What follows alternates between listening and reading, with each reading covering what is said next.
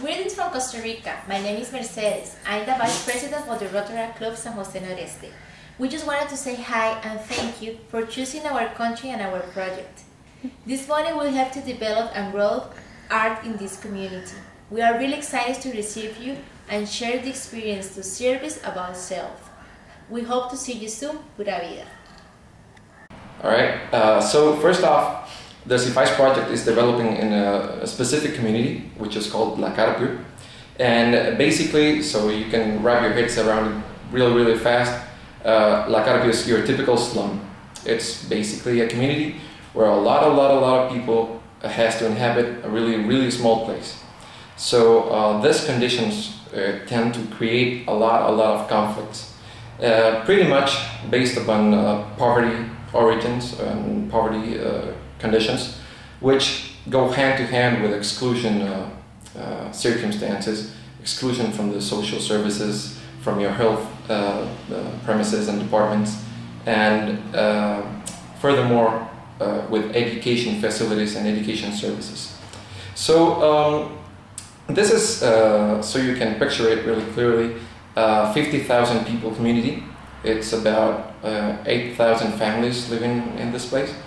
And they have to inhabit about 30 acres of land, which is all they've got. And they're distributed exclusively horizontally, so there's no any possibility of vertical development right here. So as you can imagine, the conditions are extremely underdeveloped, so to speak.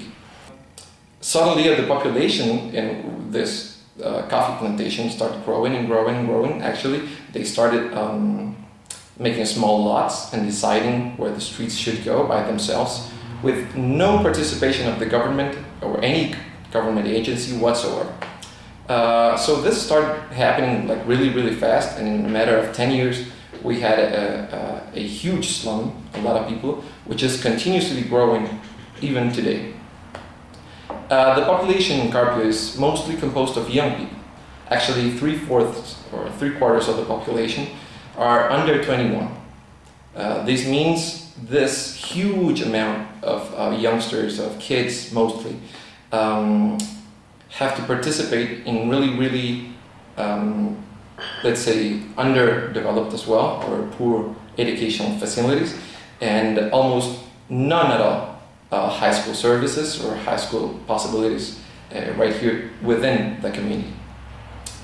So we came across this problem a couple of years ago, almost 3 years ago now, with a special person who actually is a leader inside the community, and her name is Alicia Viles.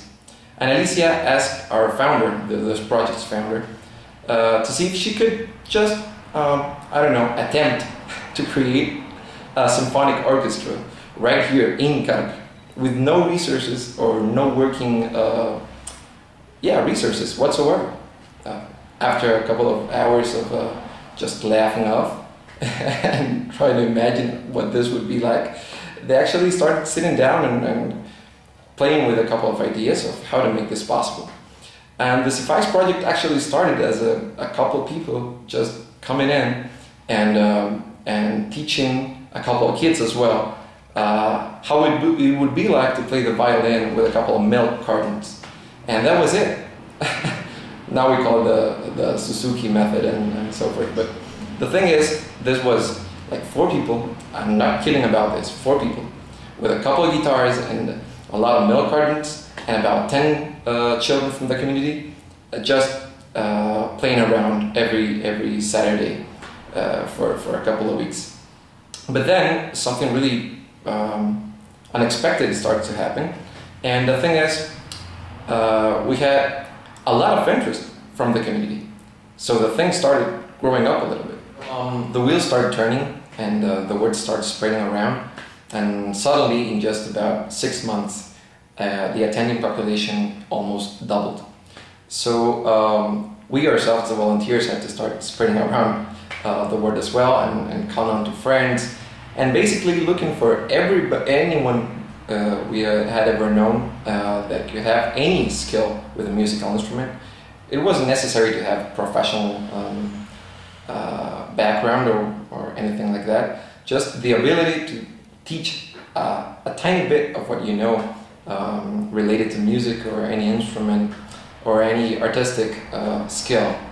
So a couple of years have gone by since then, and right now we have almost 300 attending students, which are composed, we could say, about 70% of kids and young people, about 30% of adults. Because a lot of the parents as well have become really interested and really involved with the project. So they both attend classes, but also help us organize and help us develop a lot of complementary projects within the community. And besides that, or actually to be able to come with that, we have about 60 to 70 active volunteers, myself included. And we actually go there every Saturday for 3 periods within the year. It's about 3 quarters of the year, and we take a couple of weeks vacation at the end of each one. And the thing is, or at least what we've been able to accomplish so far, is actually have a lot of discipline created within the kids. So we switched from a charity vision of this problem or project to a more educational, actually, and personal growth kind of project, by which you try to actually teach them some skill or some ability that will enable them to develop furthermore within their personal capabilities. This means we have to work a lot harder. It's actually a lot of time which goes involved into this, and lucky for us, the results are amazing. What we've done so far is create a solid group of a lot of local students, local kids, who actually are trading off a lot of other activities, like involving with gangs, involving with a lot of the other kids which are not attending high school or not attending even primary school, elementary school, and trading that up for music, and trading that up for artistic events, and trading that up for opportunities of developing sports, also sports projects within their own community and their own friends and social groups.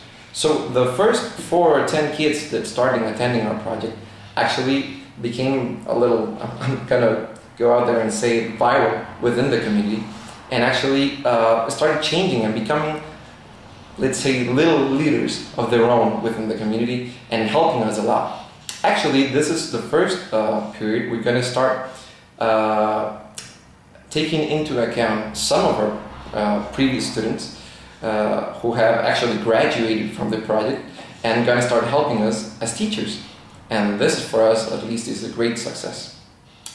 So we started growing and growing and growing and growing a bit more, and eventually what happens when you grow beyond the space you have available for you is that actually you have to make a choice. Either you get more space or you stop growing. But option B in this case was not an option for us, so we had to get more space.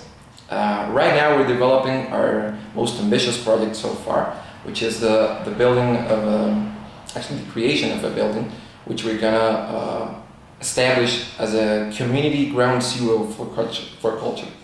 This is gonna be named the Community Culture Center of, this could be translated as the little small, the little big city of La Carpio, which is actually this neighborhood's name.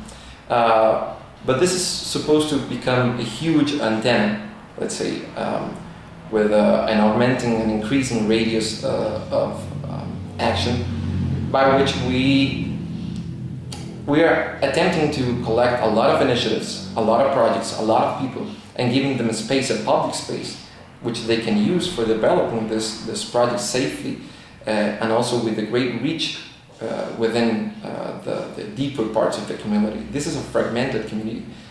It's composed of 9 neighborhoods, 4 different gangs that actually compete for territory with one another, and we're trying to go against all odds right here and trying to change that through music and through culture. So here we are, the community culture center.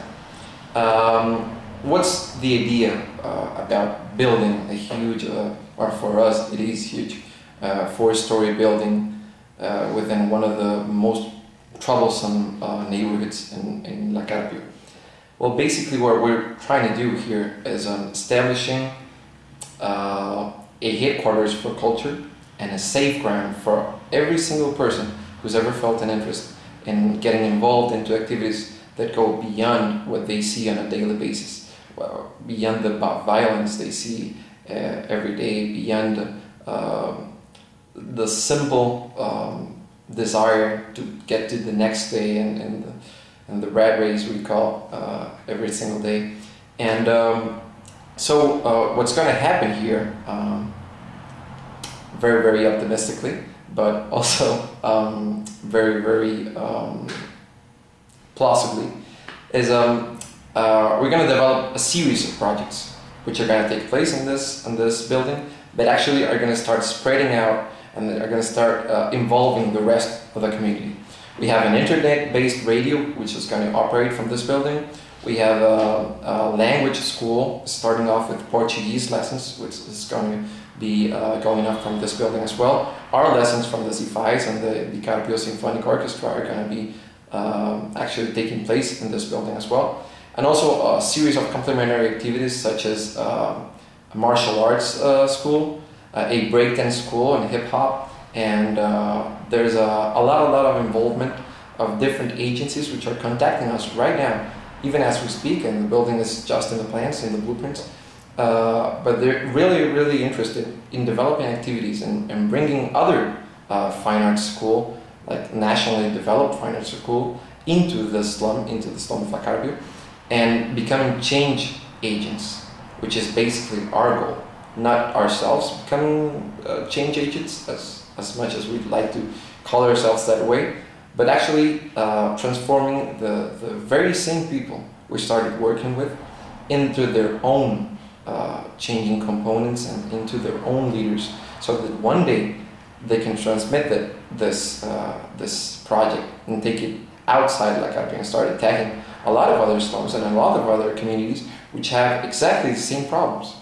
What we're trying to build here, beyond a building itself, is a model, is a concept, is the idea that you can equip somebody with the proper tools, personal tools, for personal growth and community change. So we'd like to ask you to help us with this idea, with this concept, help us out, trying to make this possible, try to bring this into reality.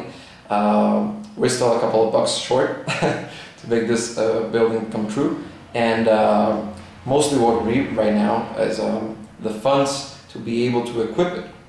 And it's mostly pretty basic school-like equipment. We need a lot of desks, we need armoires, space to be able to store safely musical instruments. We also need, well, everything you can imagine, from the luminaires to the chairs. Pretty much whatever you need to place or put inside a building to make it operative and make it actually be in a place where you can work is what we're asking for. So we really appreciate your time, first off, and well, help us a lot, and we'll try to be there for you when you come here and try to show you everything we've been working on, and hopefully together we can make this happen.